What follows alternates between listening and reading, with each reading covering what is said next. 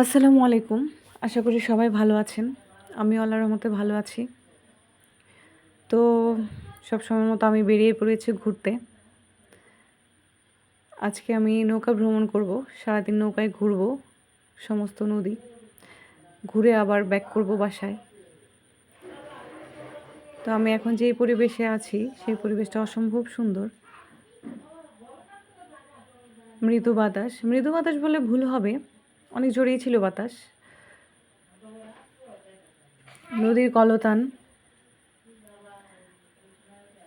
পরিবেশটা খুব সুন্দর। মন মাতানো পরিবেশ।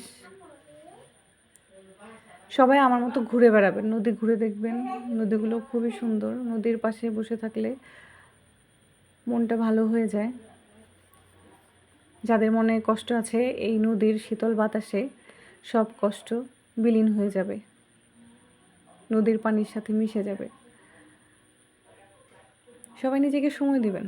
নিজে বলতে নিজের ছাড়া আর কেউ নেই। আমার মতো যারা ঘুরতে পছন্দ করেন তারা মাঝে মাঝে একাই বের হয়ে পড়বেন ঘুরতে।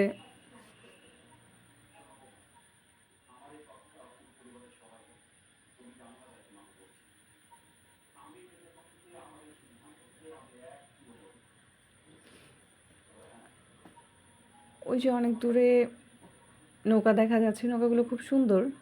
চারপাশে অনেক বাড়িঘর আছে। আসলে এদিকের মানুষজন একটু কষ্ট করে, একটু না অনেকটাই কষ্ট করে।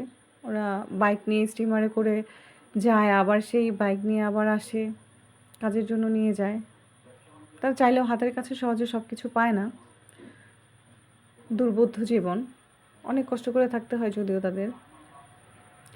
সেই কষ্টের সাথে সামিল হতে বা সেই কষ্টকে কিছুটা উপভোগ করতে চাইলে, বুঝতে চাইলে এরকম হাওর নদী ভ্রমণ করতে হবে। তাহলে বুঝতে পারবেন আসলে তারা কেমন করে থাকে এদিকে। শুরুতে আসার সময় ভয়ই লাগছিল, নদীর ঢেউ গর্জন শুনে, অনেক বাতাস। তারপরেও ভালো লাগছিল। ভয় করলেও ভয়ের সাথে পরিবেশটাকে উপভোগ করতে পারছিলাম। আসলে ভয়ের মাঝেই জয় থাকে।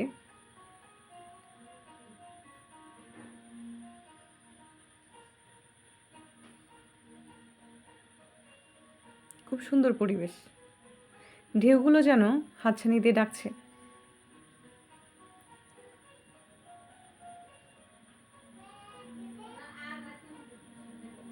নদীর অনেক কাছে চলে এসেছি।